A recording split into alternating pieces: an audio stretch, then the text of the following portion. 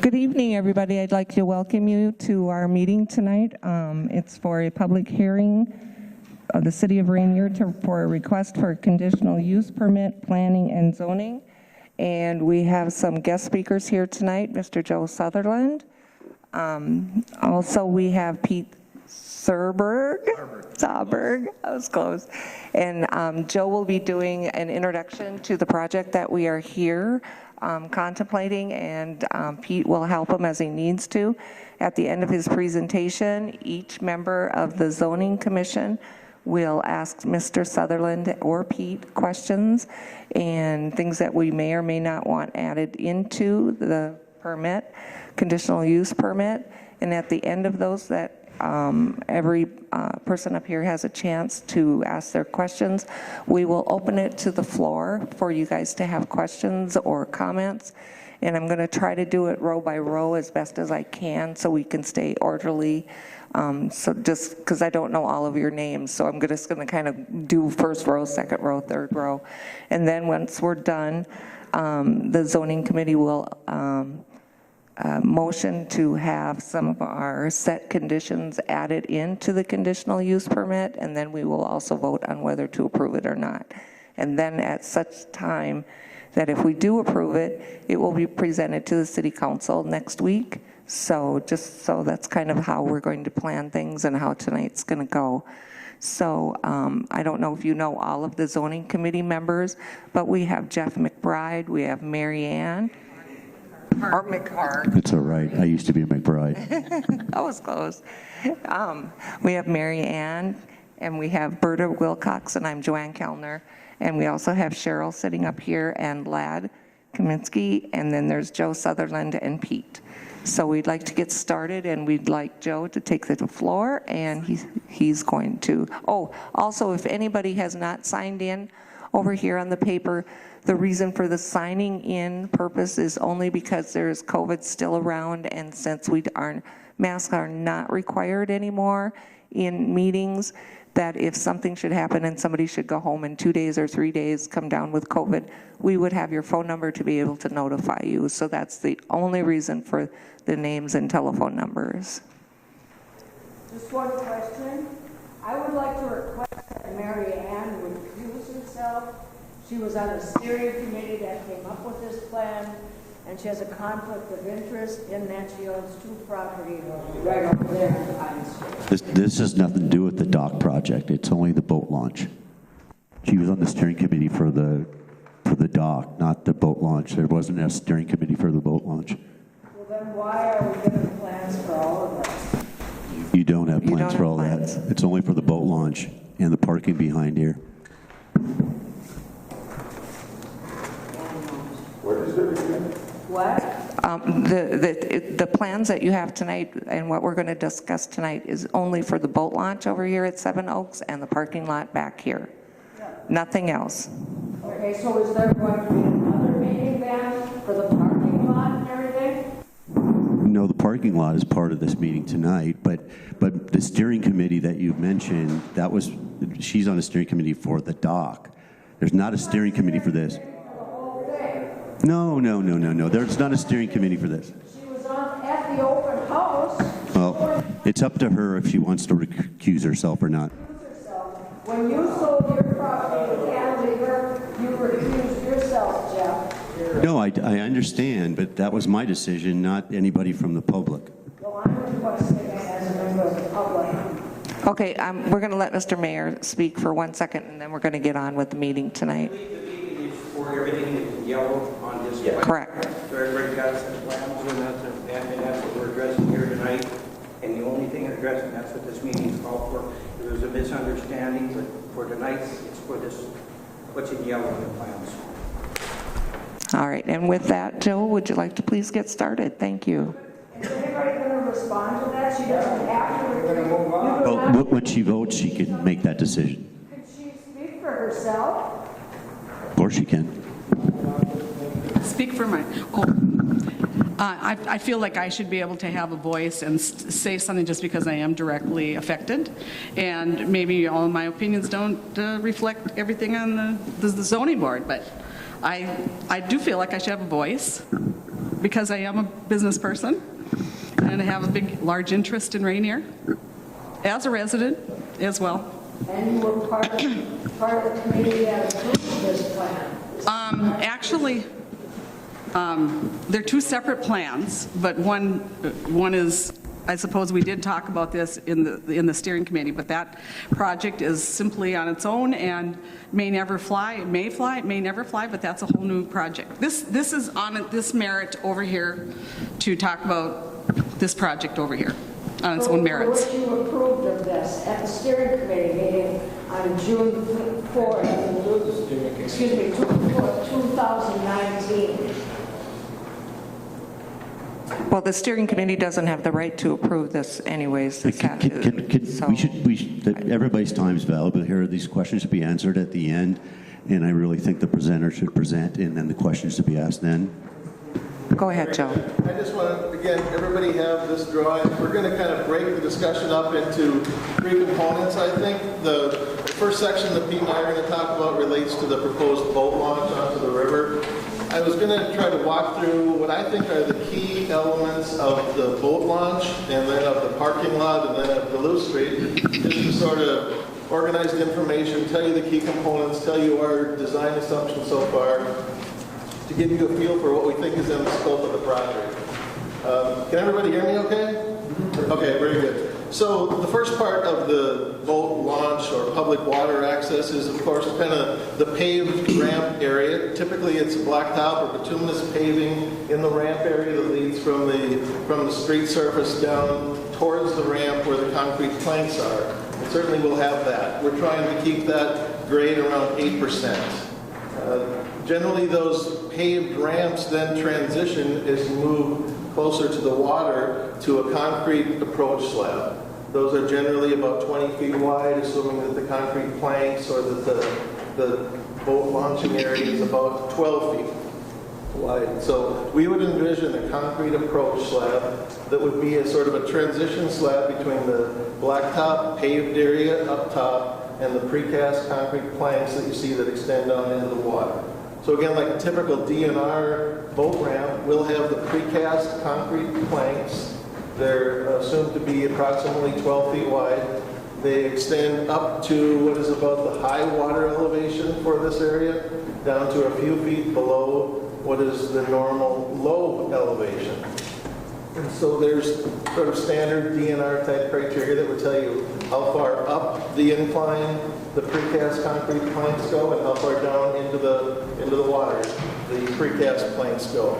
And there are grades, the sort of 12 to 15% grades that are typical for those kind of concrete planks, so that a truck backing the boat in has a reasonable grade that's not too steep, but it's steep enough to get down into the water where it's deep enough to float the boat. So we'll use those sort of standard DNR design principles. Generally then, adjacent to the concrete planks and the concrete transition slab, there's a cast-in-place concrete abutment. And that concrete abutment is sort of the anchor point for the floating dock. So we'll have a cast-in-place concrete abutment adjacent to the plank area. And this will really make the connection for the pedestrians. So we will fasten a floating dock on the downside of this concrete abutment, let's say, and sort of the walkway, the hinged walkway that is attached to that concrete abutment. That'll connect to the floating dock. The floating dock is assumed to be approximately 6 foot wide. I think that's sort of a DNR standard. I think a minimum dock would be 5 feet. A typical DNR dock facility, floating dock to be 6 feet by 30-some feet long. Haven't worked out the details of the final design, but we imagine the floating dock to be, again, about 6 foot wide, 30-some feet long. So it has to get out far enough to where the boat is in deep enough to be launched off the trailer and facilitate the loading.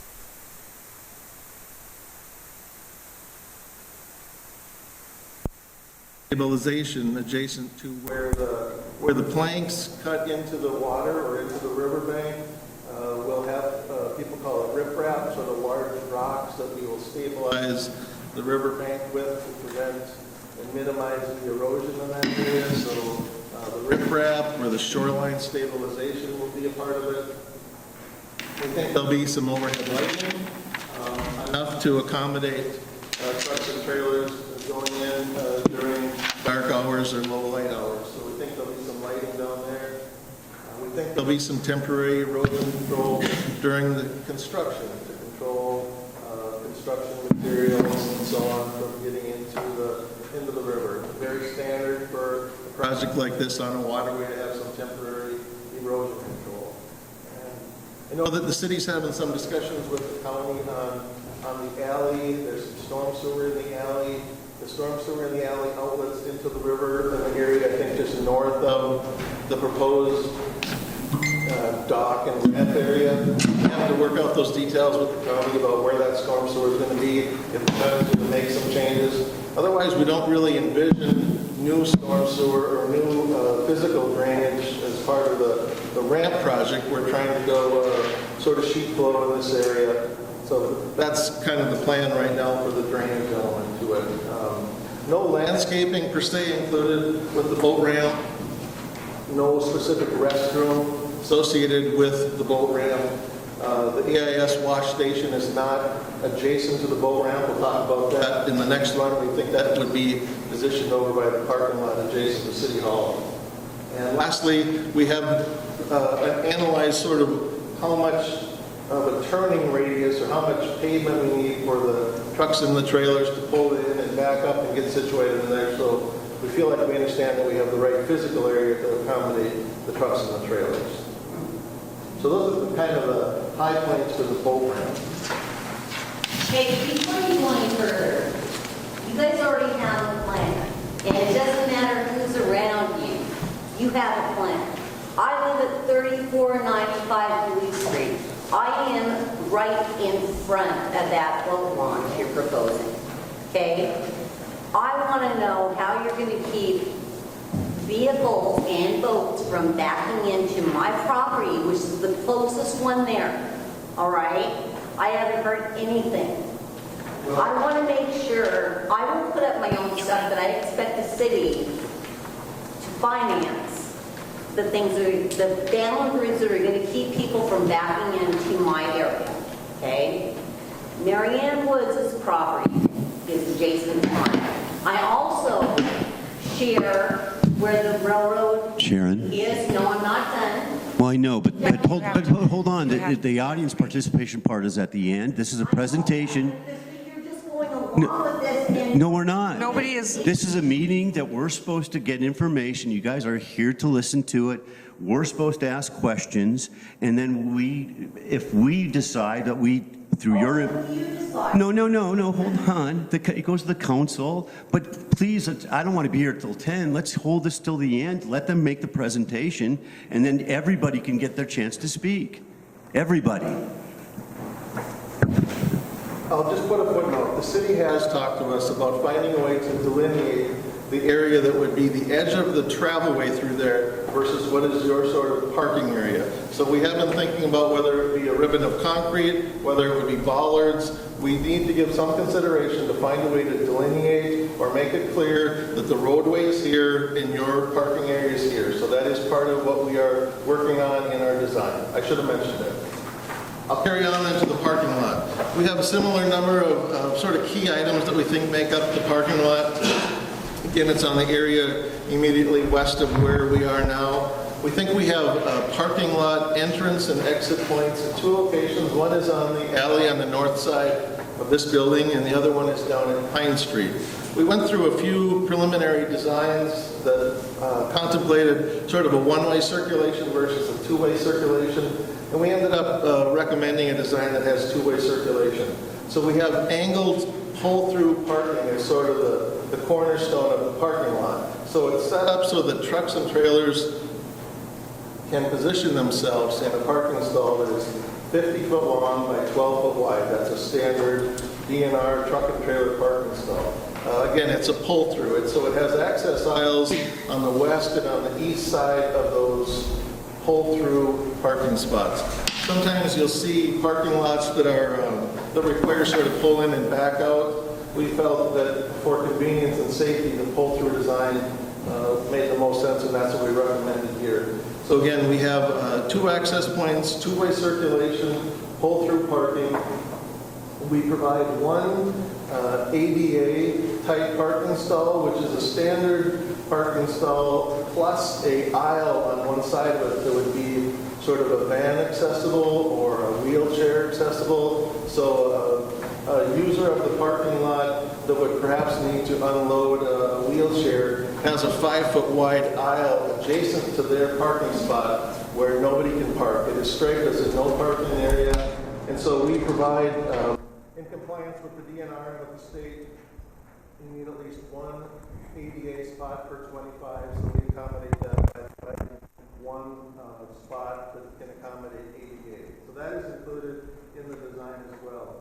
We also propose a trail that runs between the alley on the north side of this building and the south side of Duluth Street. There's a public right-of-way through there, north-south alley, that runs parallel to Spruce Street. And we're envisioning a trail that would allow for users of the ramp and the parking lot to have good connectivity between the lot and the ramp. We would certainly sign that trail. We're looking at paving that trail if it fits in the project budget. And I know there's been some early discussions about a gravel trail. Right now we're trying to have it as a paved trail, somewhere around 6 to 8 foot wide. So that's in the public right-of-way in that alleyway between the north alley and the south side of Duluth Street. We also have in the preliminary design some screening and some buffering. We've looked at several species of trees and shrubs that we think work well together to handle screening and buffering in the summer and in the winter. We envision that screening to be as an area on the north side of the existing oaks. It would feel like kind of a westerly extension of the alleyway. There's public right-of-way that extends from certainly this alley on the north side of the building all the way over to the river. So we're thinking about putting buffer and screening with living vegetation in that public right-of-way corridor.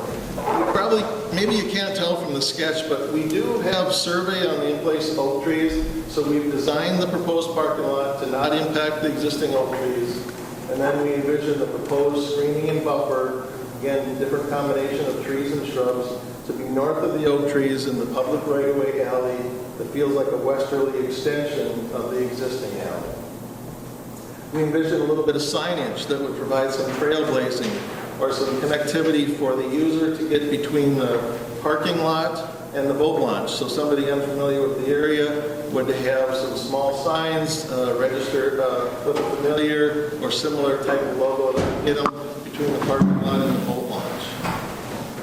We also will provide some drainage accommodations for the parking lot. We don't envision new storm sewer or piping or catch basins per se, but sheet flow, overland drainage. I think the area generally wants to drain to the north and to the west, but we'll verify that. But generally, overland drainage, not new or proposed storm sewer. We envision that there needs to be some overhead lighting at the parking lot, perhaps on the east side of the parking lot, maybe on the south side of the parking lot. But we'll try to work out the details so that we have enough lighting for evening or low light conditions. We have some details to work out on what activates the lighting, whether it's a photo cell or a timer. They can come on when it gets to a certain darkness level at night. They can go off when it gets to a certain lightness. They can be on a timer again. A couple different ways we can handle it, but we think lighting is important. We think we don't probably want to provide lighting any more than when we need it, but we want to provide enough lighting so that it's there for the users to have a safe work area. There's also a discussion in the parking lot design about the AIS, or Aquatic Invasive Species boat wash area. The city is working out the details of that facility. There's a placeholder you see on this drawing where sort of in the middle of the east edge of the parking lot, that's one location. A wash station could be down at the south edge of this parking lot. So there's a couple spots where that AIS boat wash can be, but we would like to incorporate that into the parking lot.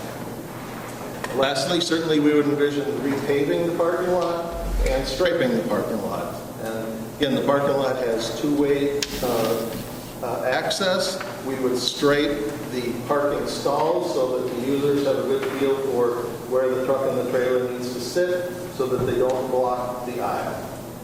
No overnight parking is envisioned, and no bathroom facilities at the parking lot is envisioned.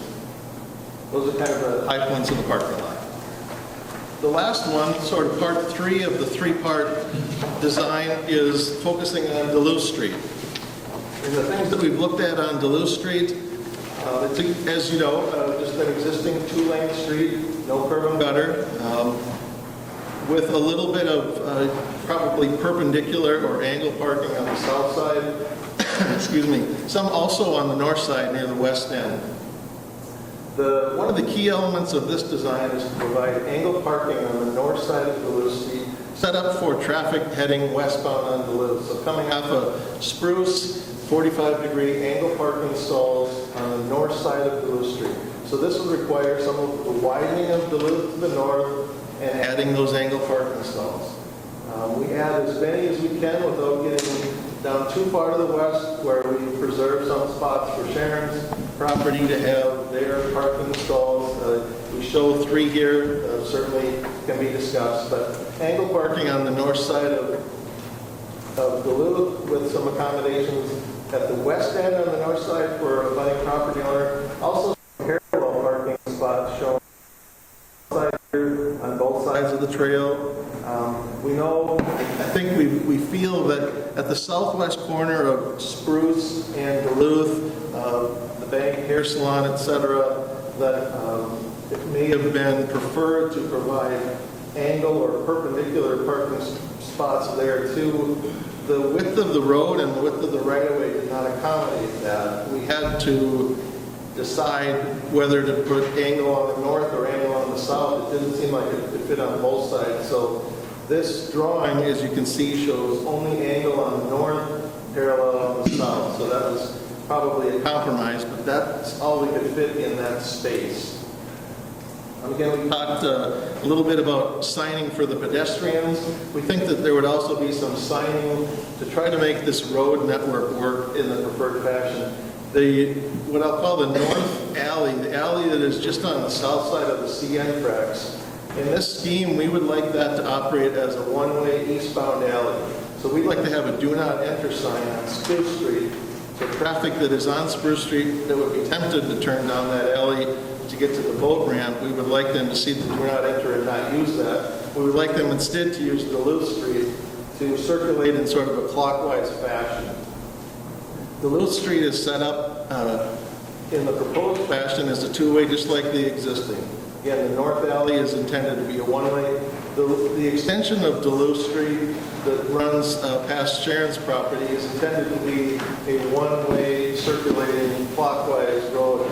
Certainly if a vehicle came in on the north alley and was heading west, basically going what we would say is kind of the wrong way in that alley, they could still circulate through here.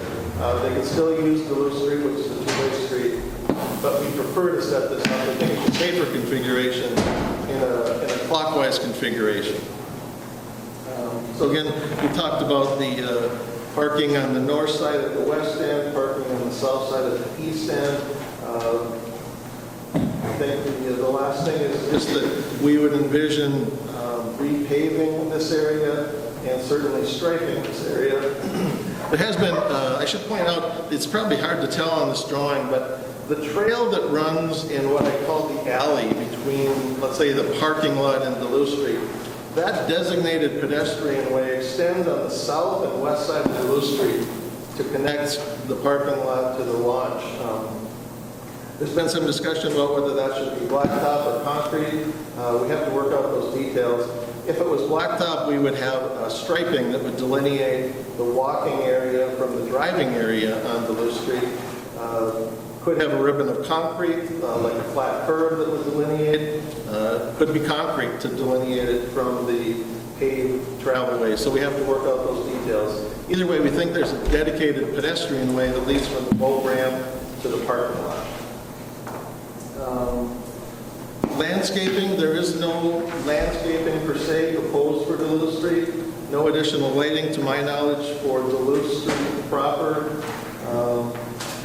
I think there was some early drawings where the widened area on the north side of Duluth was being contemplated for additional truck trailer parking for the boat ramp. I think that is not in the current design. The current design, those spots are about 22 foot long.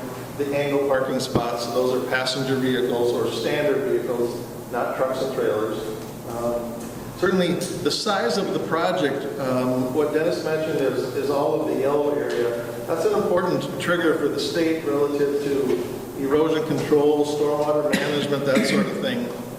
So we believe that we will be providing temporary stormwater management. If we get over an acre or 43,000 some square feet, then we're into some permanent stormwater management. Pete can talk better about that than I can. Pete, would you want to just do a little touch on that part of it? Sure. So in addition to the yellowed area, which is essentially what we call impervious surfaces, that's what FPCA looks at. And Joe mentioned if we're over an acre of new impervious like that, we have to comply with their permit requirement, which would require, you guys have probably all seen it, some sort of a treatment pond, some sort of a treatment facility. There's quite a few ways to go about it.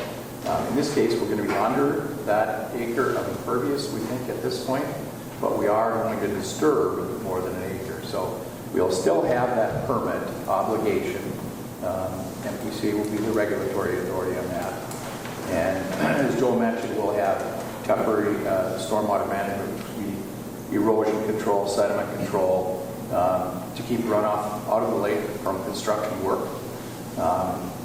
When you border a lake, like portions of this project do, or the river there, we'll need double rows or 2 rows of, they call it redundant silt fence or pile logs. There's a whole bunch of different temporary techniques that can be used. And then once the project is done and everything is stabilized, those things will be taken out again. And so we'll just rely on the new vegetation to do the treatment for the project, basically. So runoff from the new impervious surfaces, then we'll go through those buffers or grass swales or strips like that. It's better to keep it, in this case, without putting storm sewer in. What we're looking to do is just kind of make, as Joe said earlier, sheet flow, keep it from concentrating, keep it from being erosive, keep it from causing problems and accumulating in the neighborhood in general. And as I think we also mentioned it kind of drains to the northwest. So we're going to basically maintain the existing drainage patterns and not make them worse or create additional potential problems. The last thing I have is just the Duluth Street section, similar to the parking lot section and the boat ramp. There's no curb and gutter plan per se. It's generally a non-curb and gutter section. At the east end of Duluth, where we tie into Spruce, there could be some curb and gutter work there to tie into the intersection. But for the most part, it's a non-curb and gutter section, and that works with what Pete talks about with the sheet flow and so on. So not a lot of white concrete out there, maybe only at the edges of Spruce. So that was the last thing I had for these, what we sort of think of these 3 main components of this project.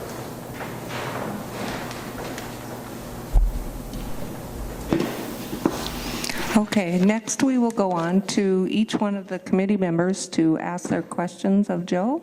So we'd like to start with Jeff. Of course. I've got a few, hopefully I can answer some, you guys can answer some of the questions I think the audience might have. We can get a microphone, please. Thank you. First question, I guess, is who pays for all this?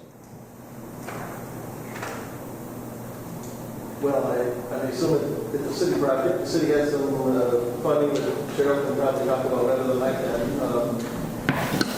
Any details to share, Cheryl? Funding is through the LPCMR grant. So there's already a grant there, correct? Yes. And what happens if there's any overruns?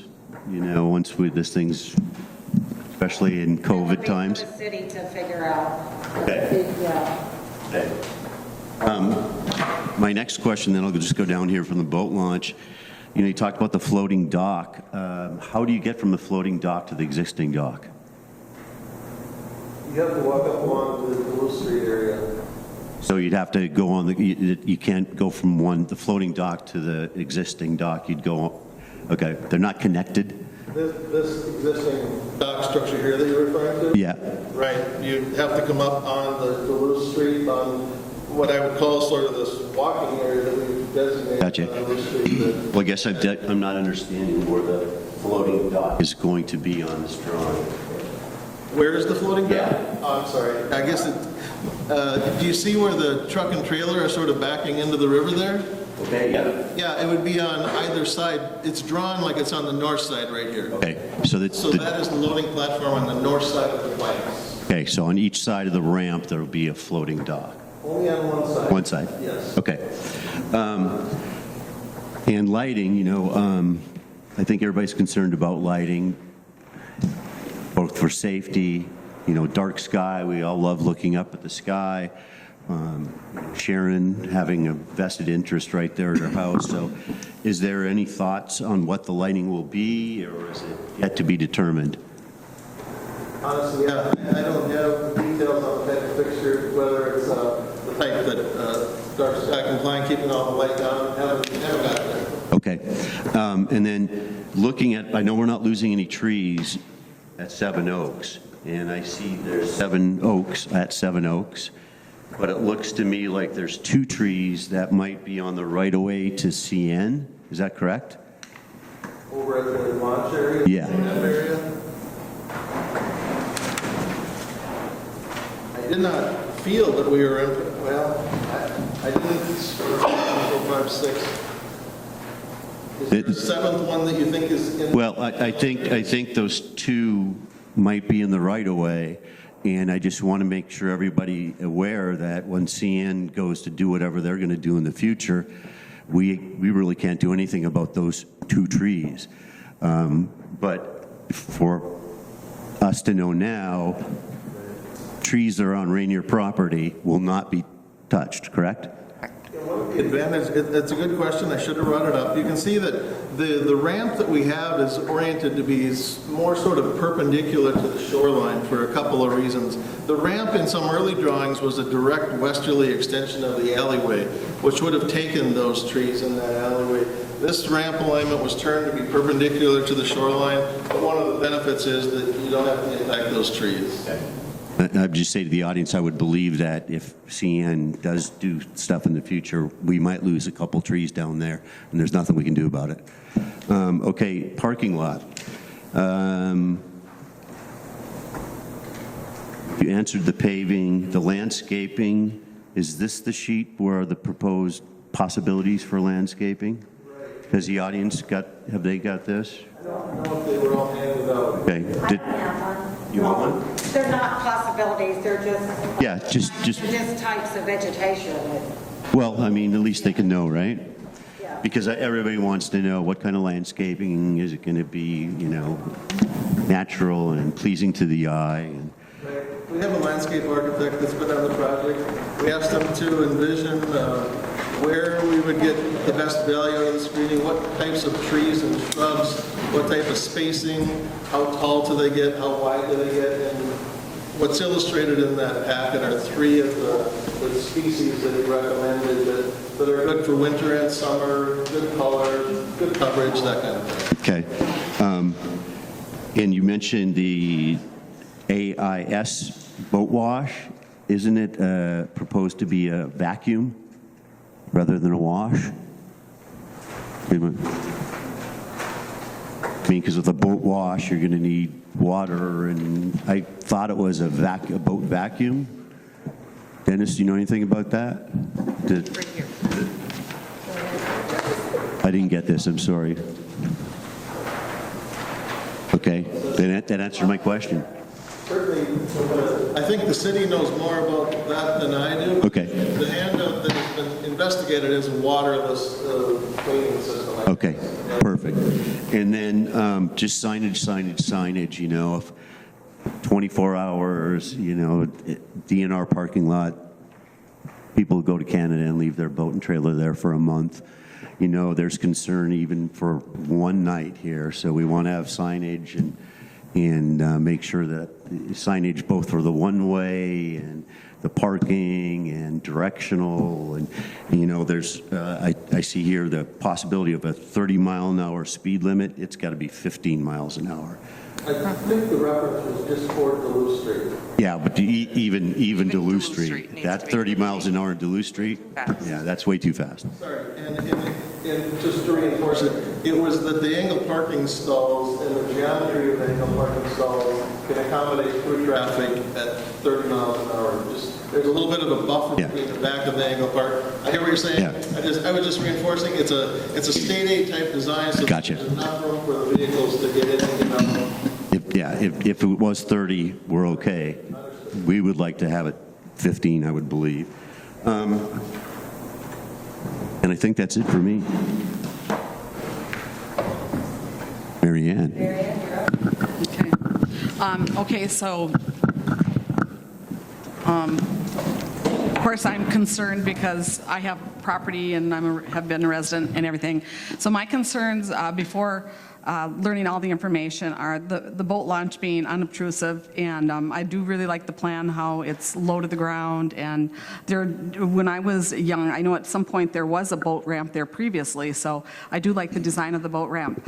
One thing that concerned me is if you look at on Duluth Street, the existing sidewalk, it only goes down to by Bowman Landing. And I personally have always wanted that sidewalk to be extended. I think it's important. I think it's important to the safety of the boat launch, being able to get down there, and also keeping that separate. I mean, I'm imagining in my mind striping being on the trail part, and then the parallel parking. It's going to be confusing. So I really think that we need a sidewalk, curb, and gutter there to separate those two things all the way down.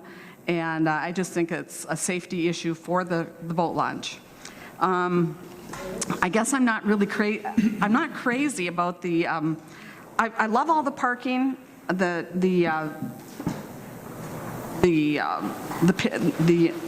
angled parking on Duluth Street, but in that I'm used to coming down and parking in perpendicular, so that would really be a sacrifice for me. It really bothers me as a business person, but I guess like for the good of the community, that will have to be a sacrifice I make. But I would like to suggest that at least maybe I can have a loading zone in front of the bank building, because I have residents who are 85 years old, and they always pull up there and load and unload. I personally do tons of loading and unloading for that, and I really prefer to have perpendicular parking there, but if I can't have it, then I need to have a loading zone. So that's my sacrifice. Okay, so then going over into I was very concerned about the tennis parking lot being made into a parking lot for boats and trailers, okay? But when I look at the parking lot in the condition it's in, it's not attractive at all. And I'm all about visuals and making things look better for Ranier. So my biggest concern is the wash station. And originally when we talked about doing this project, the wash station was going to be in a different location, and we had talked about having a gazebo and events and things like that. And so with this diagram that I'm looking at, it looks as though the wash station is directly out in the windows, and you can imagine having an event and looking out and seeing a wash station, which I don't think would be very attractive. So, but then when we did a walkthrough, it was shown to me that the wash station is actually it was 4 by 8 feet. Was it 4 by 8 feet? 3 by 8, okay, which isn't very large. And it would be directly, according to what we had talked about today, behind the old jail and tucked in close, so you would not have any visual of it from this direction. And also, supposedly it's not a wash station with water, it is with a vacuum. So to me, that was really like one of my huge concerns, is this wash station. I just can't imagine. But also in going around and the way that they have it set up for egress and whatever you call it. When you come out, my only concern would be, again, I'm a visual, and I want, when a car and a trailer or a truck and a trailer come in, their headlights are facing out towards residents. And I would like to see, a taller buffer, just in a smaller area directly in front of where those truck lights or car lights would be, to make sure that they don't shine into the residents. But I really like the other greenery that you'd have in the flow, and there's not that many parking spots, and so visually with the down the alley with hedges and whatever, to me the parking lot would take on a whole new fresh and better greenery look. And even though we've got boats coming in and out of there, for future use, we still have the community building, the ability to have a gazebo and all those different things that we talked about for events. So I guess I feel a lot better about that. I was not real keen on that, but I feel a lot better about it, so I think I like it. Let me see.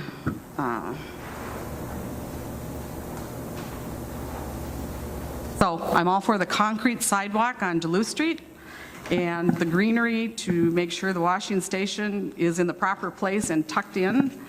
And those are my big concerns. And I guess I'll have to give up my parking. So that's all.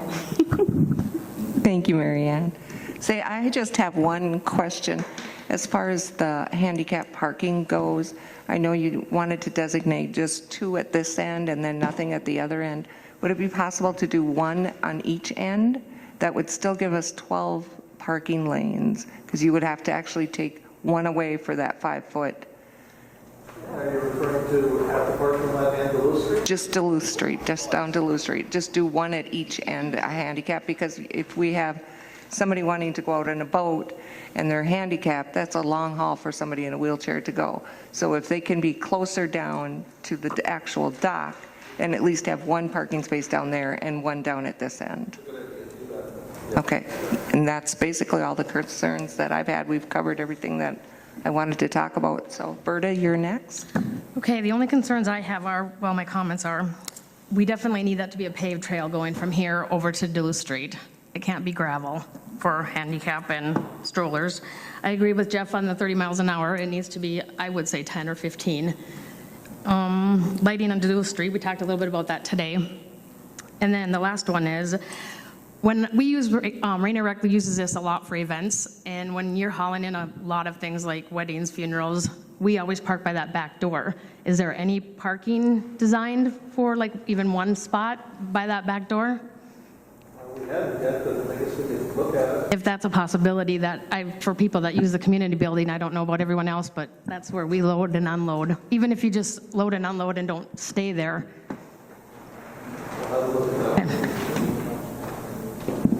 And signage too. For Yes, lots of signage. Yeah, public parking, no public parking by the loading zone, that stuff. That's all I got. Ladd, you're next. Well, I guess I'll be the devil's advocate. My first concern is, Can you pull the mic closer for me, lad? Yep. Up from here. It's triggered to not use unless you. the present boat landing that we have is above the rapids, and I think that's pretty safe. I think the boat landing right where the rapids comes through is a bad idea, because not for all of us. We know what's going on out there, but lots of people are going to come here and they're going to put their boat in there and they're going to head out, and they're not going to realize that it's spring and they're going to be in trouble. Just a little example, some guy from Des Moines comes up with his kids and they all pile in, they put the boat in and they take off, and you've all seen it at a boat landing. They don't put the plug in the boat. So they all get in, we get going, and we get out there just about to the rapids, and we realize, geez, we're getting a little low in the water here. Well, now if we're into the rapids, now we got ourselves in a real mess. So there's a DNR or a city park ramp down by Second Bridge which is not in the rapids. So if you wanted to go into the river when the rapids was bad, you could use that landing. But I don't know what the plan is for the landing we have now, but if this is going to be the way you get in to the lake from Ranier, everybody's going through the rapids. If you want to go in the lake, you're going through the rapids. So that's a concern of mine, and I want you to note someplace that I brought that up because I think that might come back to bite us. Another concern I had was it looks like when we get it done with this Herculean project, and I want to commend you, Joe, on your job. You did a great job with an impossible situation, but we're going to end up, we can park about 6, 7 boats, right, trailers. Then we're maxed out, right? So my concern is, since we're weaving around through all of the residential area, is that, so if I come to town and I put my boat in, and then I go over to the parking lot, and the parking lot's full, I already got the boat in. So my concern is to park my vehicle somewhere. So I think those people that live along where that parking lot empties out there, be like south of the community building, I'm afraid they're going to find out that there's going to be trailers and stuff blocking their, and that, so, or they're going to park out on the road. They're going to park somewhere where they're really not supposed to be. So I'd like to see a little more parking. But the other concern is, and I know, I see Mike is here, he and I had a conversation about that old ramp. And I think part of the problem with that old ramp is, I looked around over there, and I don't think anybody ever really made an attempt at monitoring that and making sure that the people stayed off the village property and they were able to put a boat in, because I put boats in there for years and I never had any trouble. But now if someone comes to go to one of those businesses and parks where you would go in and out with your boat, it gets pretty congested. So that brings up law enforcement. Dave Trumper used to be the mayor. Remember one day we were in town and some people were over there throwing rocks off the Ranier dock into the swimming area. So Dave went over and asked them to not do that, and they were pretty coarse, letting them know that they could do whatever they want. And I think the problem there is he didn't have any presence of being a law enforcement person. So if we're going to start to do all these improvements and we're going to have all these rules and all these parking spots, and we're going to have some way to patrol this. And my concern, I guess, is that how much is the county going to bear before they tell us, you as a village or a community, you're like International Falls, you can rent a deputy for $100 grand a year if we got to run out there every 15 minutes and take care of your parking problem. But it isn't going to do us any good to tell Mr. Casera, we'll go out and tell him to move that. That's not going to go anywhere. So that's another concern that I have. And my other concern is where we're going to put this parking lot next to the community building. That's the only property contiguous to the community building. So if we get bigger, or we need to add on to this thing, or we need to do something with our community building, the only piece we have, we're done with that. Because I don't know what's going to happen with this other property, but the DNR is involved with that. So if this plan flies and we disassociate ourselves from that, we don't have an alternate place. If something happens and the community building needs room, we gave away our spot. You know, when it was a tennis court, we can rip her out, but we can't have ourselves $1 million boat landing, no parking lot. So I think, I think we need to take a hard look at that, and we also need to realize that a lot of people live in this area that are residential houses, and we kind of wound this all around through them, hoping everybody's going to be on the honor system, and I can see some problems coming. So those are things I think we should address. Thank you. Thank you, Lad. All right, we'd like to, unless Joe has something you'd like to say, okay, we'd like to open the floor up, and we're going to limit your time to 3 to 5 minutes for your questions, because we have a lot of people here tonight. So Sharon raised her hand, and she moved up front to be in the front row, so we're going to let her go first. So, well, thank you, Sharon. Go ahead.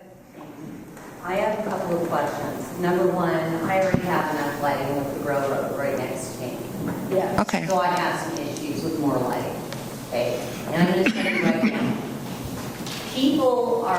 I bought my place for the view, okay? I don't have a lot of privacy. There's people that park there till midnight, 1 o'clock. I can see what they're doing out there. They're smoking pot, they're doing crack, they're doing whatever they do.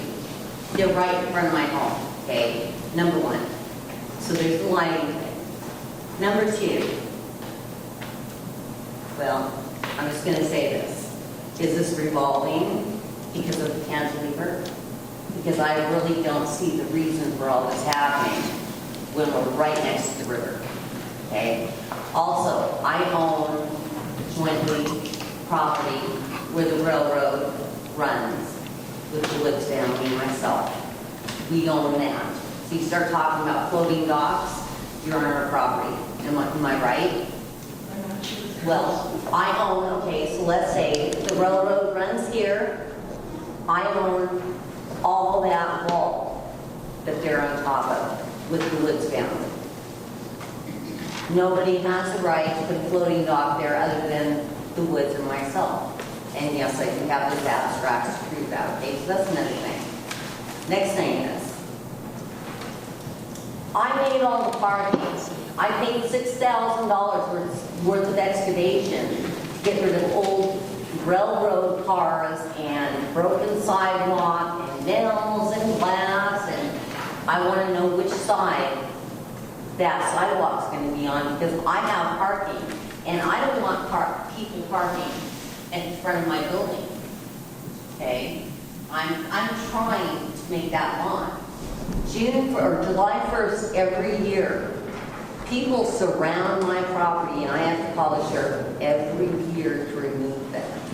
Okay? And I have fights, and that's not something I should have to deal with. That is my front lawn.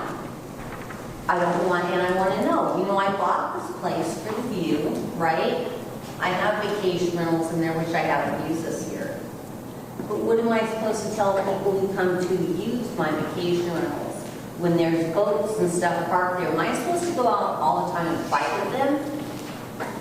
Also, the speed limit, 30 miles in a cul-de-sac when I have a dog business and there's children and there's a park. It's too high, okay? I've watched people speed through there. Further, I don't want to. Okay. As I already said, why do we have a need for this? You're making alleyways. My neighbors are taking down the trees. You're taking away their privacy. Is it really that important that we have it? And I think the city really needs to start thinking about that instead of just taking one business into account. Because you know what? This was never brought up until the cantilever came in. And I don't see how it's going to help me or anybody else. Can I comment on that? No, I want to. Yeah. You have 30 seconds, Sharon, 30 seconds. Okay, well, I'm trying to get through it. Okay. Barriers on my business area are a must. I have a front lawn. I have a lake view. I bought my place for that. I don't want a bunch of boats parked in front of my place. That's the other thing. 10 seconds. I'm getting there. I know. I think I said what I have to say. Is this necessary? Who is it helping? Okay, your time is up, Sharon. Thank you so very much. And who's next in the front row? Yes, go ahead, John. Well, I've got just one main question is, well, first of all, thanks to Joe for this plans and specs, and I wish we would have had this 2 years ago. Would have saved a lot, I agree. But now, when you're asking that for variance, now, where are we non-compliant? Where is this plan non-compliant, and how many areas? Or is it just a blanket? You just want to say we get a variance for the entire? Are you referring to the conditional use permit? Yeah, conditional use permit, yeah. I think I'll defer to the chair on that one.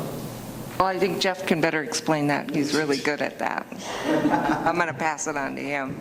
Well, I think Cheryl probably should. You're the land Or use Cheryl probably should. Passing the buck up here.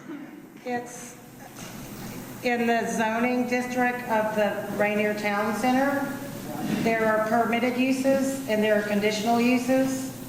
And the permitted uses are family dwellings and accessory boat docks for private use, but public facilities would have to be a permitted use. So that's where it falls. Yeah. So, I was talking about buffer zone for a long time. And is this buffer zone that you're talking about, is that compliant with our zoning ordinance, or is that a Bowser thing? I know that in the, when it started, Go ahead, yeah.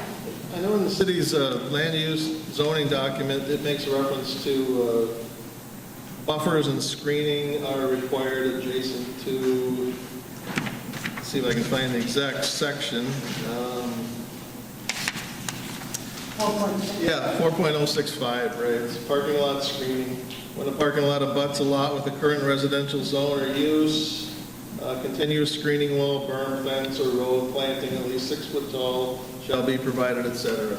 So, yeah, we have looked at trying to find the right place for the screening to provide the right kind of separation between the parking lot and the adjacent land uses, especially the residential land uses. Right, but I think that 4.06.5 or whatever it is, says that has to be placed in a perimeter outside of the city street or outside of the alley, in like south in a 4-foot buffer zone, but not using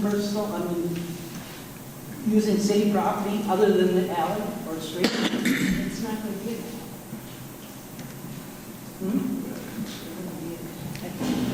I don't think, I can just go on to say, do you want me just to hit it on one more time? Or? Yes, please. Okay. I think it does need to be in the public property. I think it does need to be in the public property. I think that we can work together to find the right spot between the existing oaks and the public right-of-way.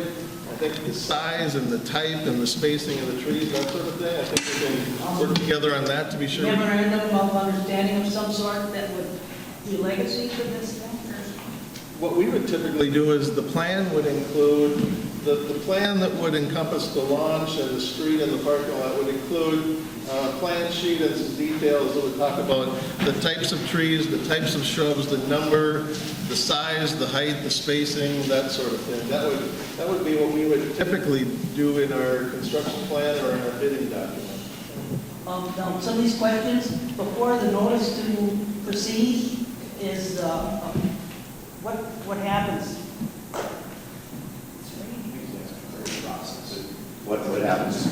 What happens after all the questions, I believe, tonight, the committee will say, we want to see this added, make sure that this is covered, then we'll vote, and then it goes to the city council for their vote, and they can say no, they can override us, but this is just for us to say whether we agree or not, and try to get all the community's questions answered and put in here.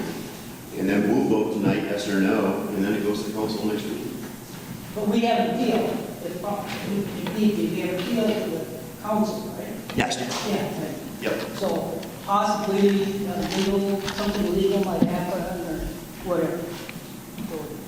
It would be my understanding if it goes through the council and the project is approved to move forward, then we would prepare construction plans and bidding documents that would then be advertised. We'd take bids or quotes, that sort of thing, and go through that process. Okay, thank you, John. Next row. Oh, I'm sorry, Sue. Yeah, of course, I've got to speak.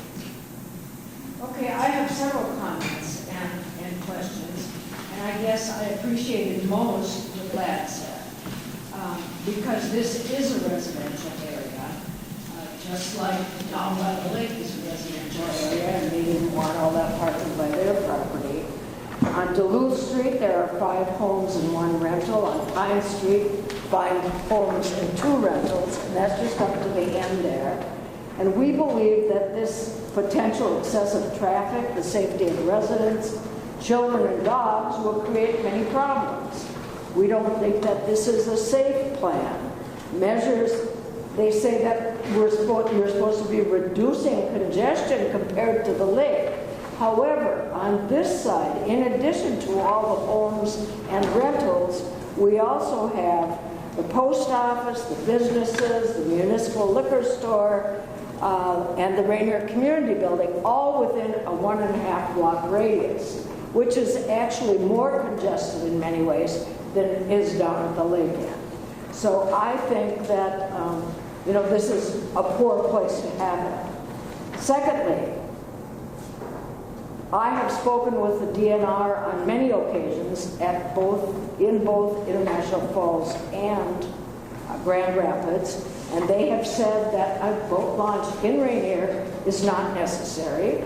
There's a boat launch a half mile or 3/4 mile down the river. They have said exactly what Glad said, that the rapids is potentially hazardous and dangerous. And of course, one of my questions is, will the liability insurance be raised for Ranier in case of accidents that occur as a result of Ranier having this boat launch? Okay? Another question, the boat washing station. Are there any other boat washing stations on Rainy Lake or Rainy River this side of the falls?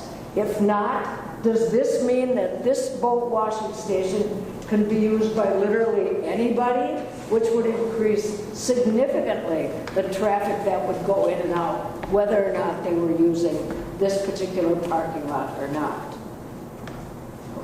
Will there be overnight parking? You say no. Well, there's no enforcement. As Ladd mentioned, there has never been enforcement. There will never be enforcement. There's currently a boat parked down at the Duluth River dock that's been there about a week, and there is no one. They only have one night parking, no day parking only, no overnight, and there is nobody that has enforced that. So enforcement will continue to be a problem. If there is an event here at the community building, and will people be able to park in this parking lot? Will it say, no, this is for boats with trailers only? I mean, if I were having an event here, rather than park 2 blocks down the way, I might choose to pull right into this parking lot. Who is going to enforce that? Who's going to enforce that for use by the community building? Who's going to enforce it for boats or trailers that stay overnight? There's no enforcement, and I believe the cost could considerably go up. The work plan that was submitted to the LCCMR indicates a public access for Rainy Lake with a newly constructed boat ramp. This is on Rainy River, okay? So the boat work plan repeatedly talks about access to Rainy Lake.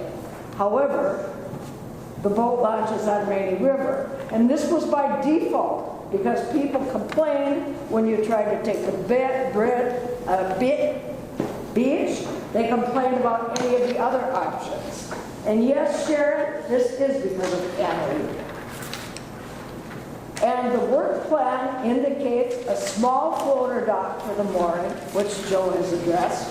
However, the city council here has gone ahead and ordered 2 or 3 floating docks that will be going around the Duluth dock. Now, where did this come into a plan? When did this all happen? Okay. Now, parking in front of homes on Duluth Street, we have our own parking in our driveway. However, our neighbor, who has a 25-foot lot, will no longer be able to park in that alleyway that he and Mark have been using, and he has a 25-foot lot. I believe that all 25 feet of that should be designated as parking for that particular resident. Because that's the only place he's going to be able to park, right in front of his house. And let's see. Now, the last thing, since I still have a minute, is the land use ordinance 153.2.4.2.4 says that this particular plan needs to be consistent with the community plan. I am interested in the community plan. Could somebody show me a copy or explain to me what the community plan is? Okay, thank you, Sue. Can we have the next row? Pardon? I said thank you, Sue. I'm just getting your questions right now, and then we'll address, everybody's writing notes, and we'll address your questions right at the end. Okay. Thank you. Yes. Okay, this is, as I understand it, 8 slots that we're making parking for boats. What is the cost of this project? I believe Cheryl has that information. The budget is $200,000. So roughly $50,000 a parking lot, a parking space.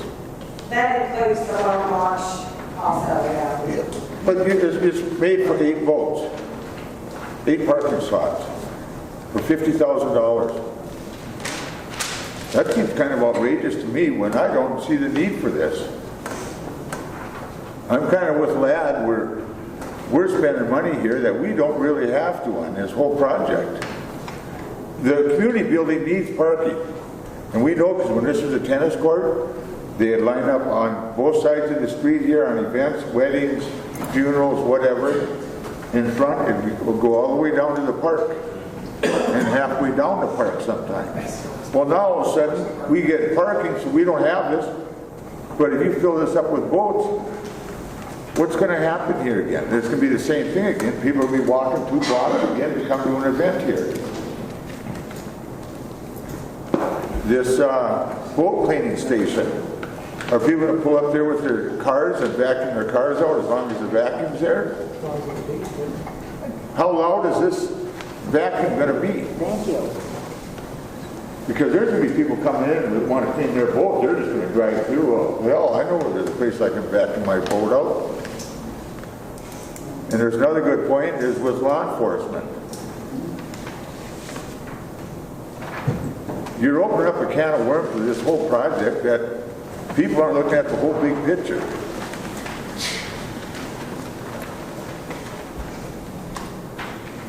It doesn't affect a lot of people in town. But the ones it does affect, it's going to really affect. That's it. Thank you. Thank you. Anybody else in that row that Sharon's in?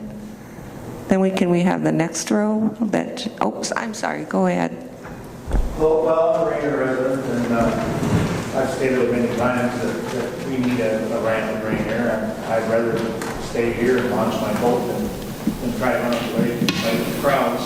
And yes, we have a boat ramp down here that I tried to use last summer. I went down there multiple times to try to launch, but that ramp was filled up. We couldn't park there.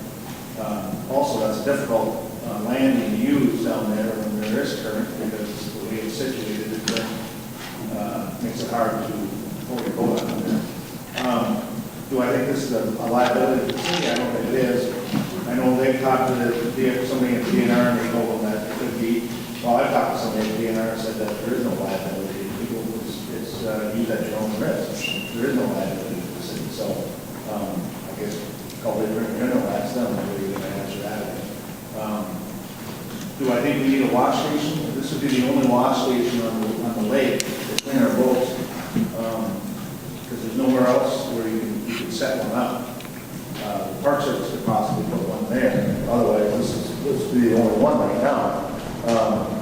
And that's part of protecting our lake. So if somebody pulls in here and wants to clean their boat as they're going home from the lake, what's wrong with that? they're cleaning the boats, and next time they put their boat in here, they're not contaminating our lake. That's a positive thing. That's a good thing to have. Not what you're looking back. Well, we don't know if it's law or not, and that's something that we hope it isn't. One of the other things is, I think there's, and we discussed that, there needs to be good screening so the neighbors don't have the lights and stuff shining in their properties. I totally agree with that. Well, what about liability when someone backs into my camper or into my building? I don't think they can back into your camper. Oh, you don't think they do it right now? Well, they have, So who's going to be liable for that? Okay, go ahead, Mike, if you want to finish, please. Is there anything else, Mike? no, that's just typical that you report something, and all the antis are against it, on the screen. Okay, thank you, Mike. Yes, go ahead. Yeah, I'm one of the residents that's going to be impacted. Nonetheless, I think this is a good project. I think Ranier should have a boat launch ramp. We are supportive of Ranier. We should have all the amenities that you would look for in a waterside community.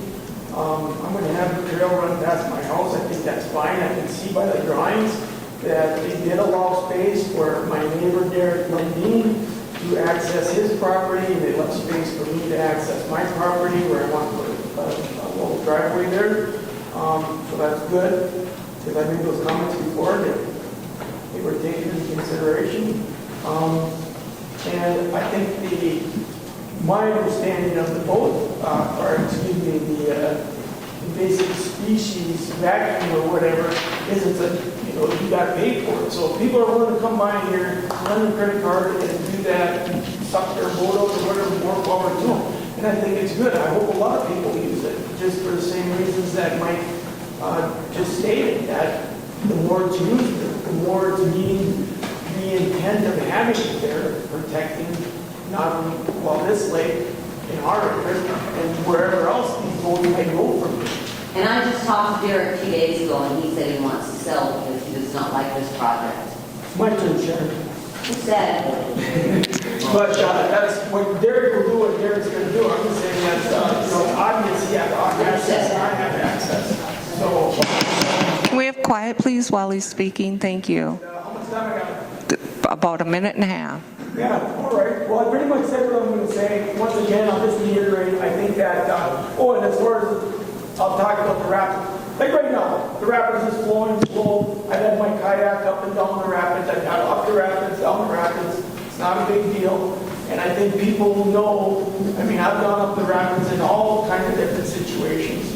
You can your way through it. And I know, but people have to, use their common sense. And if they're not comfortable doing that, then I guess they go eject it. Okay, thank you. Can we have the next row? Anybody has questions in the back row? Yes, go ahead. I think Rocky's hit on the head. Most people, any issue like this comes up, unless it directly impacts you or it's not in your backyard, and kind of things, I'm not going to pay much attention to it. But residents that this is going to surround certainly have an interest in it, and are concerned about it. Because once it's there, and you've got to look. I hope that the lighting issue, again, there's a lot of things that I think have to be specified, but I hope there's not more light that is going to be around, because the trains have enough light as it is. I think there's plenty on that dock for that. Joe, I wish there was some specks of walls along those railroad tracks, man. That would have been great. But that's not part of this project, right? Anyway, another question somebody brought up is the parking lot. Let's say there is an event. Can people still, is it general parking as well for anybody? I don't know if that's been clarified or not, or is it open to anybody, first come, first serve? Should be... And I think we did discuss that, and that we talked about the possibility that if there was a wedding and somebody needed to use that parking lot for parking, we would put a sign up at the dock saying that this lot is closed to a private party, and we would close the dock to have it or the parking lot to private parties at that time. And basically that, might be a weekend here, or a weekday here, one day here, one day there. And we certainly would be willing to do it during Ranier days to allow for extra parking for our Ranier days participants. And so we did talk about those options as well. Well, how can they do that? Hold on, let's just continue with the questions, because we can answer all this after. You said it was DNR parking. You kept, they're the ones who make that decision, not you guys. That is not DNR parking back here. This will be Ranier not- parking. This is Ranier city parking. Are behind the pen. This is not DNR parking. And they're still using that so they can get. That does absolutely nothing to do with this parking lot, yeah. Yeah. Real confused there, sorry. Continue. Yes, go ahead. I'm just wondering, is this the wisest and best use of the property? I'm a little late to the party. I just moved here a couple of years ago. This probably has been going on for a lot longer than that. I just wonder if that's the best use of this kind of community property is a parking lot. And who pays for the ongoing maintenance costs? I guess that's more of a council question. And I hope that, it sounds like the funding is there for this project. I hope that's clarified by the council for sure, that it is there with this grant money to cover what the, I guess you won't know until you get the bills, but that's all I got to say. Thank you. Okay, anybody else on that back row? Dennis, did you have something you wanted to say? Yeah, I'd just like to comment. I'm glad we had this public meeting here. I hear a lot of concerns, and I think there's answers for all those. Some will fall on deaf ears, but some obviously will satisfy the people that asked them, and I'm glad we had the meeting. Obviously, it's I have talked to the DNR person, the head of the boat band, he's Scott Kellens out of Grand Rapids, and he knows the situation down here by Looney's, and he confirms that it's certainly a bad one, and that's why we did receive the grants that we did. So, again, speaking for myself and the council, and I think we're glad that we listened to you. Hopefully all these questions will be brought to us, and we heard most of the councils here, so we've heard them, and we're making our own answers to them, and we're going to address them, and we'll take it up with the council, and we'll make our decision on it. Okay, thank you, Mr. Mayor. Could I ask a question of Joe Sutherland? Yes. Oh, wait, we have one more person back here, Sue, and then we'll get to you. If this isn't going to be a DNR lot, No. it's going to be owned by the city, so basically the DNR boat ramp will have no parking that's owned by the DNR, because then my understanding is that the DNR lot will go up for auction and it will go to the highest bidder. I'm pretty sure I know who the highest bidder would be. So I just want to know, because if this is a land swap, which everybody's saying, no, you can't do a land swap, there's too much federal red tape. When my husband's worked in government work for a while, and there are things, land swaps between government and private entities, between government and city entities, government and county entities. So my question is, if the DNR is not providing parking for the lot, then why does the city have to provide it? And what's going to happen to the DNR lot that sits now? Yes. I might be able to answer some of that. Yes, go ahead, Mike, thank you. What was proposed at one time was that the landing by Looney's would be a paddle landing. In other words, kayaks, canoes, paddle boards, and stuff like that could launch there. And the DNR parking lot would be the DNR parking lot. And that would service that paddle landing. I think we'll go to Sue first. She had a question before you, Sharon. Thanks. Joe, at one point when you were out here doing all this, making the holes and everything, you said that at that time it was probably going to be divided into 3 different projects. This being one project, the boat launch being another project, and Duluth Street being another project, and that each of those would have a particular price tag. Is that the way that you're presenting this to the city now? I'm not sure if it's really 3 projects. Maybe it was the way I was organizing the information in my mind. There's sort of a parking lot component, there's a Duluth Street component, and there's a boat ramp component. The city has the option to decide how to organize the bidding document. It can be one bidding document for all 3 elements, or it could be 3 individual bidding documents. I I think it can go either way. There's advantages, I guess, to either of those, but maybe if I didn't mean to maybe mislead you. It was more of the way I sort of organized the project. Three major components, sort of the way I gave you overview tonight also. So, you know, the city got $200,000 from the LCCMR, and they've already spent $30,000 on the engineering plans that you put together, or $29.1 million. Yes, I have a copy of them. And so there's only $170,000 left. Do you believe that you could do all these projects for $170,000? Well, we really haven't gotten into the final plans yet. Honestly, our charge so far was to do a preliminary or a concept layout that we could generate this drawing so we could have a good discussion tonight about the scope of the project. And that's about as far as we got. I would say we're at the conceptual / preliminary engineering. I think what will come out of this process, if it moves forward, then we would advance into final design and learn more about the project and the costs. And I think there's the likelihood that there'll be some discussion with the city about maybe some choices. Maybe if it turns out that the entire scope is outside of the budget, then I think we'll have to talk about prioritizing certain elements to find a way to fit within the budget. I think we're not there yet. Okay, the reason why I'm asking this is because for 2 blocks of that, what road is that, 146 or something? For 2 blocks of that, the city borrowed $465,000 to do that. And, I mean, this seems to be considerably more work than doing repaving of those 2 blocks down there by Shorewood, or Shore, whatever that is. So, I mean, I just say as a taxpayer, I have no interest in paying more taxes for this, okay? I wonder if I could just make one clarification. I maybe have inadvertently confused some folks. I probably made mention tonight of DNR type design criteria. I probably said the parking stalls in this parking lot are designed like a DNR type parking lot stall would be designed. And I only provide that to give you some reassurance that we're not just sort of guessing at how big of a parking stall we need for a truck and trailer.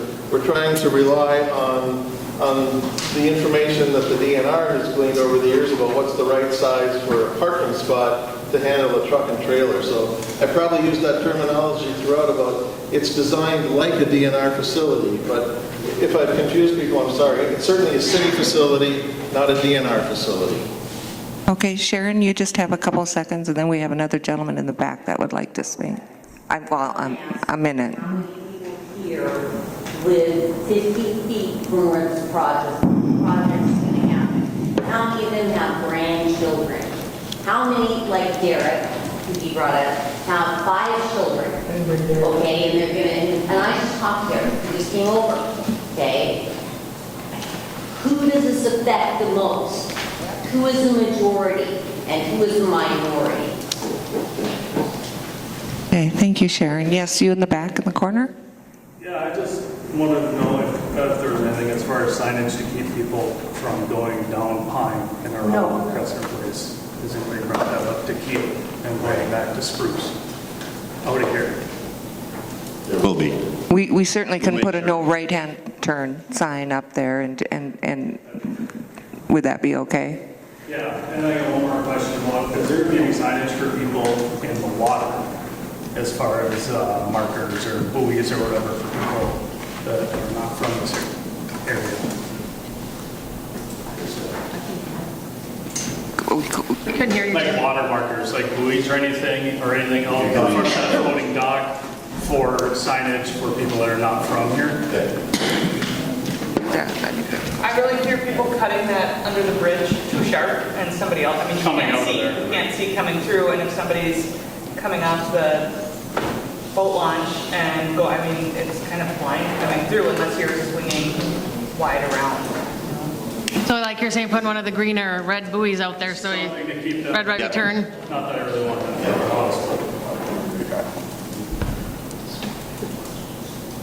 Yes, go ahead. We'll just take a couple more, and then we're going to do some answering some of the questions that were asked. I'd like to start by saying I appreciate the committee and the council's willingness to tackle issues like this and work with the community to resolve the best outcome. I can empathize with Sharon's disruption to her peaceful location. I would add, though, that in just the past few years, to accommodate the train lines,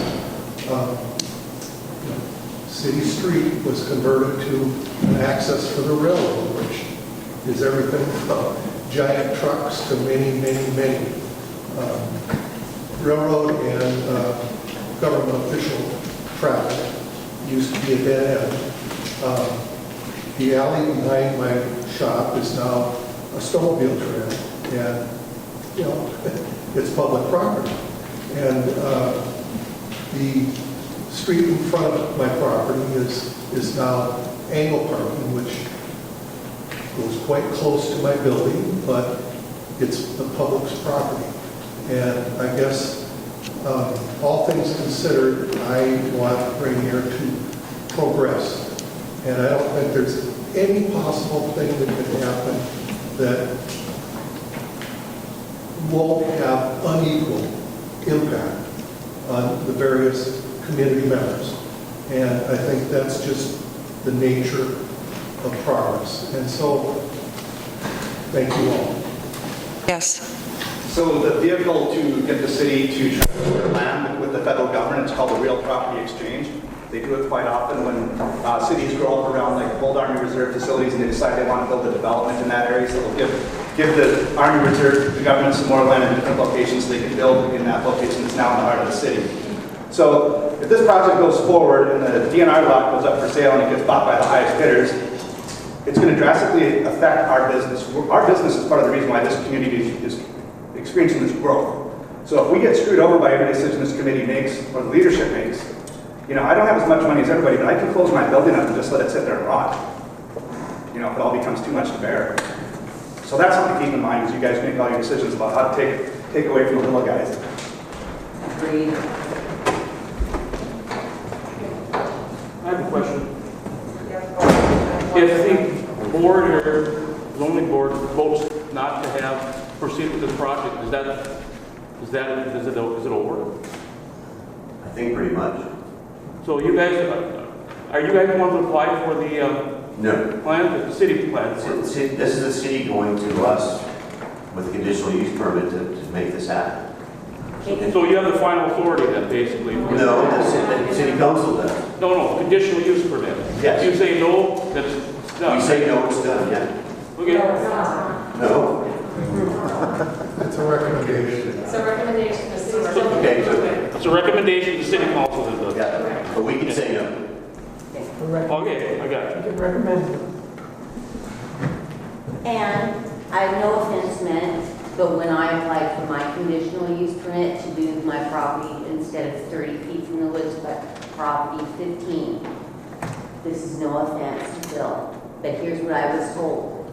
The reason that exists is because his property is an eyesore, and they didn't want mine to be one, which I spent $300,000 to make it pristine.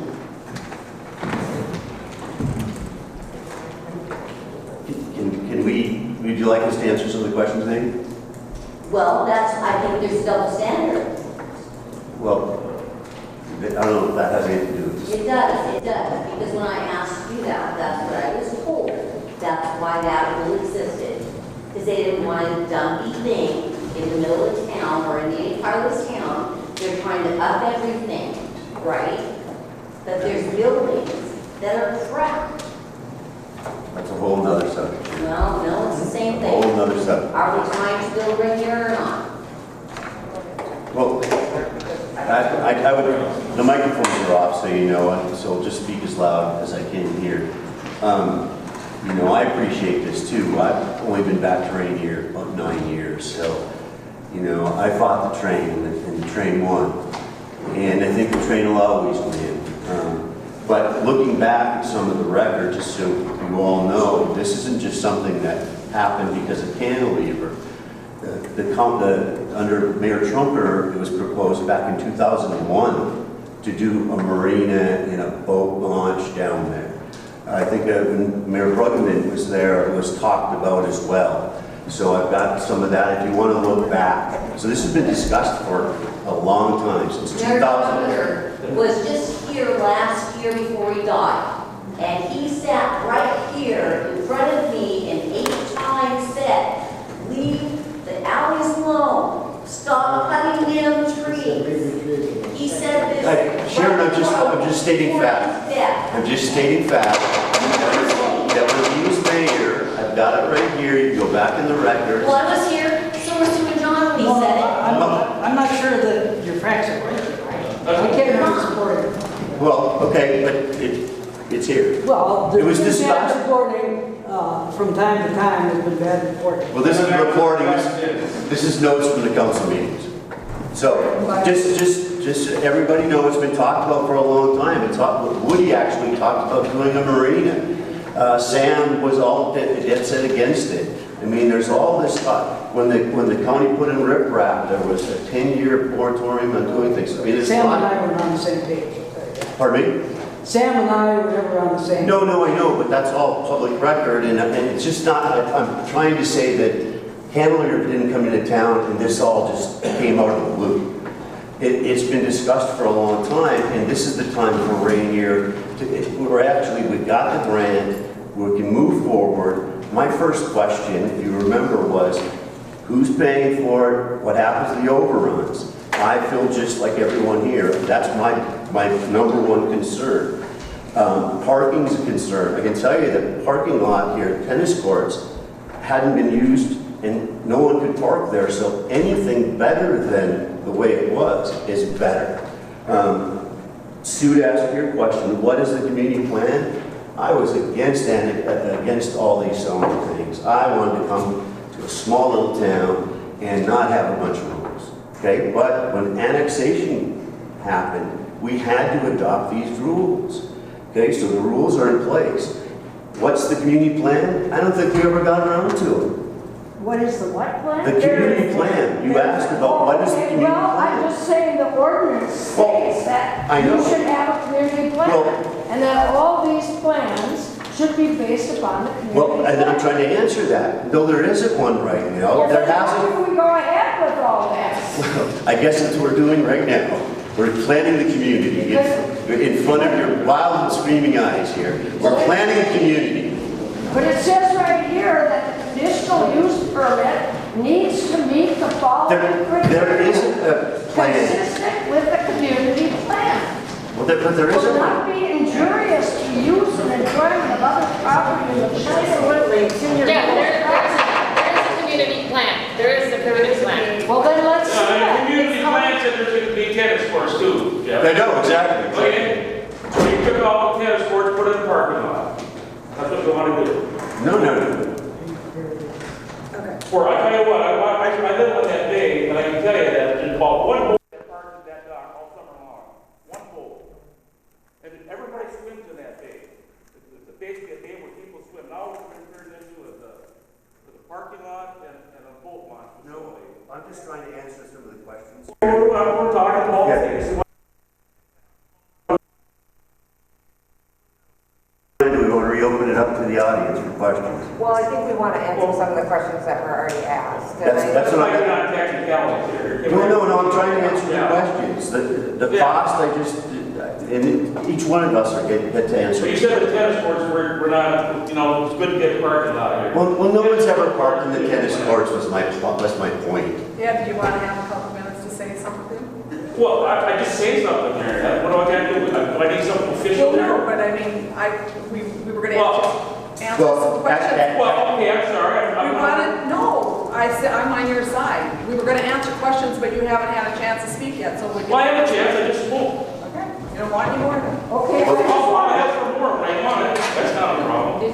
It said the conditional use permit also needs to meet the following criteria. Measures have been taken to minimize traffic congestion in the public streets? How can this be accomplished when there are several homes, rentals, post office, Ranier Municipal Liquor Store, business, and Ranier Community Center all within 1.5 block radius? So what you're trying to do to us on this side of the track is create the same confusion as you have down there. Just so you know, it's not a we, us versus It is. It is a we.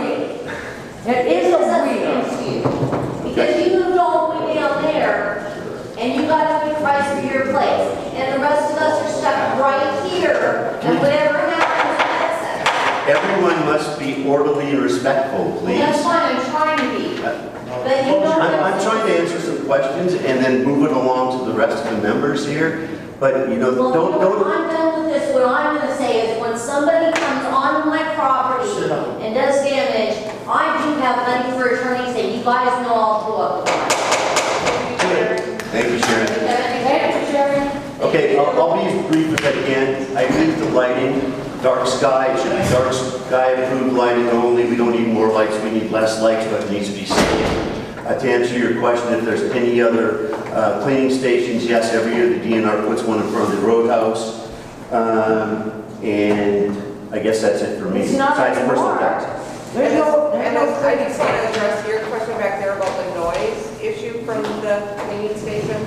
I live right there by the roadhouse, and prior to putting up our building, which is irrelevant, that's in between us now, we've never heard the vacuum cleaner going once, not ever.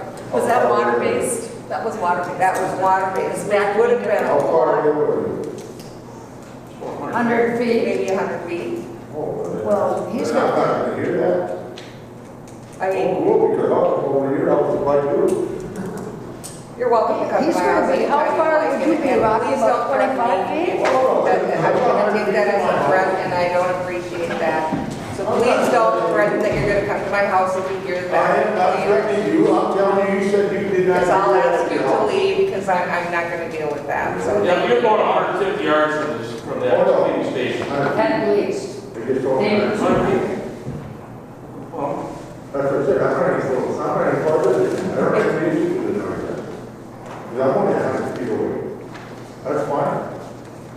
Well, I can tell you that I've lived next door to the roadhouse for 27 years now, which over 20 years of it with the roadhouse being open. And the business from the, well, you want to call it fence, that was there, you can call it fence. Now there is, but there wasn't when the roadhouse was I can open. tell you that the cleaning station, the decibel level can be assessed, and the amount of power it draws, all that stuff. We're looking at it for the first time, so I'm sure it's not going to be obtrusive. I was just curious. Yeah. You know, the 6 street out here, people in here having a wedding, and there's activators speaking Yeah. outside. I don't think it's going to be that bad, but It ain't so much me, I don't hear that well. yeah. What? But, yeah, exactly. But there are people that use this building on quite frequent occasions, probably, what, 3 days a week? Every weekend in the summer. I have a question. Okay, since this isn't a DNR parking lot or a boat ramp, then the city of Ranier has the ability to, let's just say, close it or open it whenever they feel like. Would that be a true statement? Like, for instance, if there was something going on and we wanted to just, we want to use this parking lot, and there is absolutely no way that anybody with boats could come through and park, use the boat launch and park. I would say that would probably be, they'd have to come before the council and ask permission. The city owns it, so the council would have to approve that. Okay. And then I have another question about the size of the boats.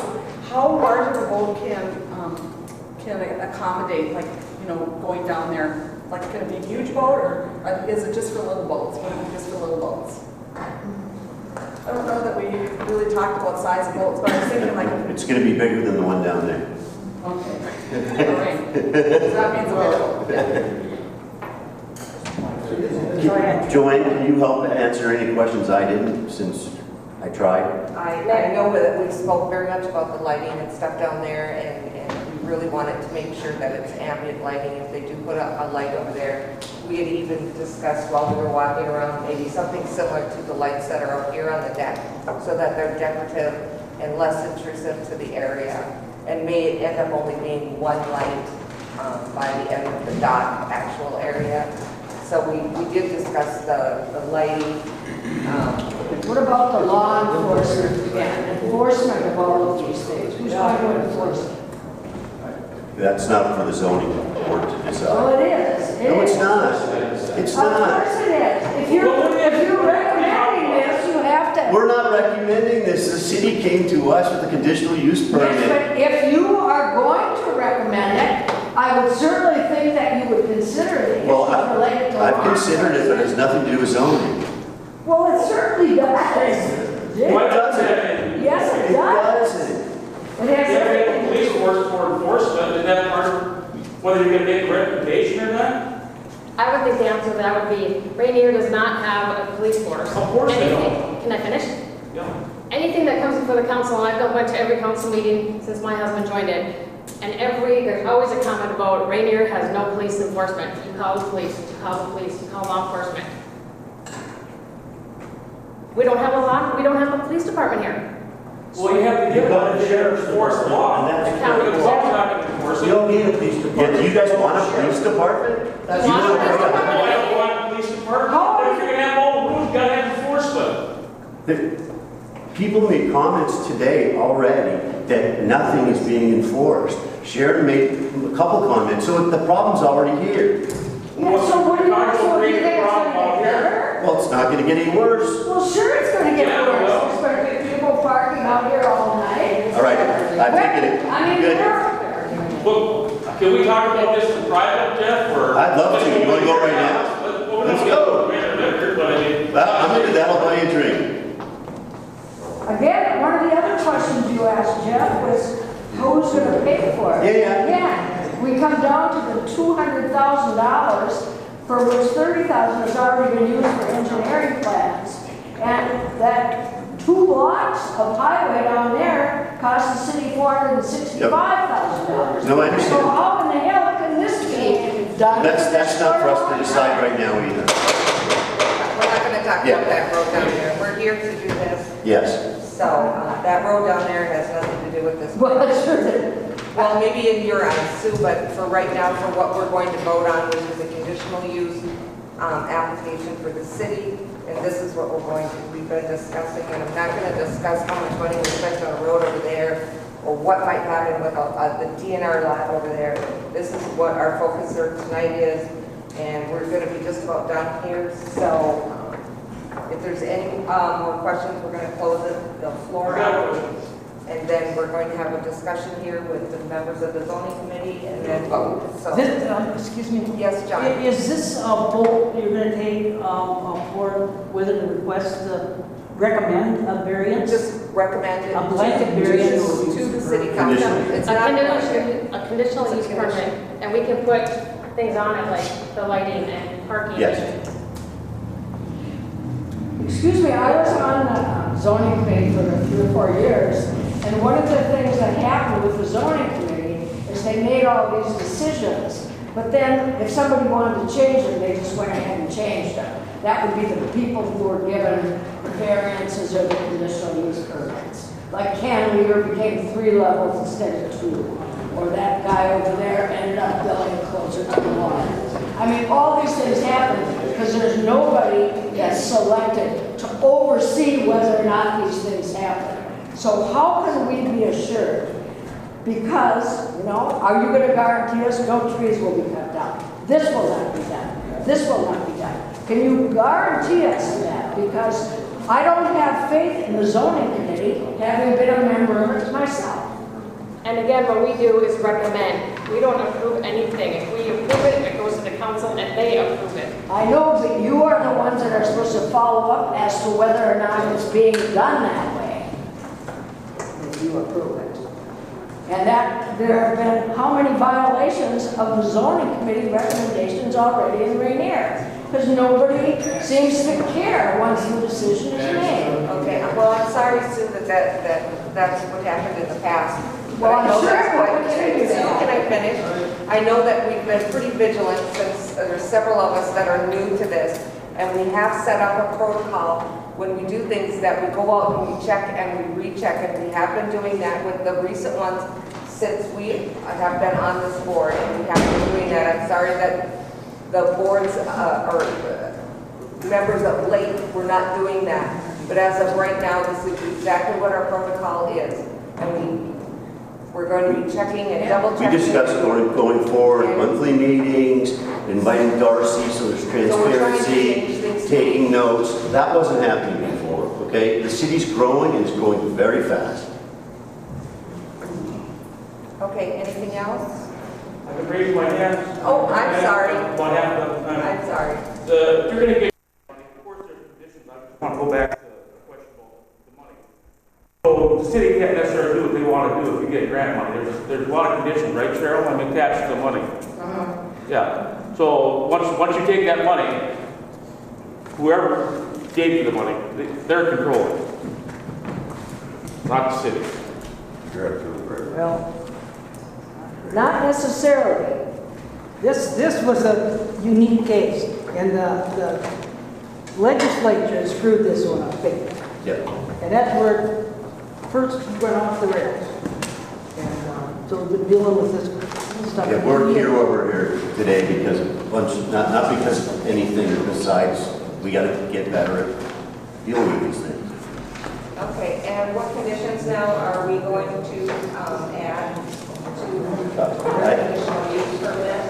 I would like to make sure any lighting is dark sky compliant, that signage is on the one-way, the parking, hazardous waters, a buoy, and also no overnight parking here. We just got to make sure the signage is really, really on point. And the no right turn. Okay, I'm trying to type this. What was the second one?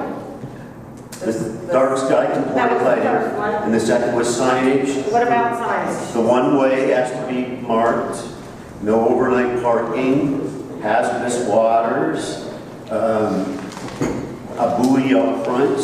We have no control over what goes on the water. No, I know, but it could be a Okay, suggestion. one way has to be marked. What's the second one? No overnight parking. Hazardous water. A handicapped on the north and south end of the north side of Duluth Street, not two together, but one on the north side and one on the south side. No right turn out of the parking lot. And 15-mile-an-hour speed limit sign. And a loading zone out front of the, since the bank building is losing, I think a loading zone should be up front here. And the overflow, let's say you got a big boat, this parking lot's full, you got to go down to the DNR lot. I think there should be a 20-minute temporary parking somewhere there that you can pull your boat over and decide maybe you want to park it. Just put signage. At the DNR lot. But that, you can't just put signage on conditional use permit. That's it for me. You, Mary Ann, I would like to have the sidewalk continue all the way down and cement sidewalk. If the budget. If the budget I can't hear the speaker talking.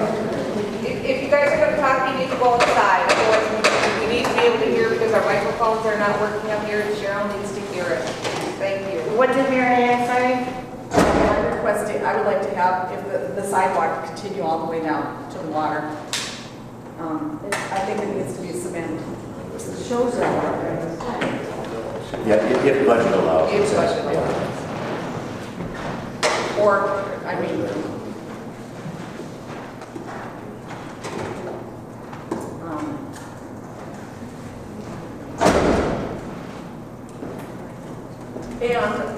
and I would like greenery,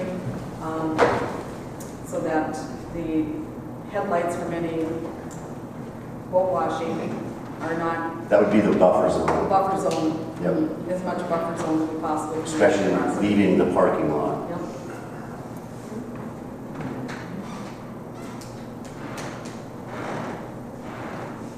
And the wash station has to be in a place that's right by the at least the least intrusive visibility possible spot.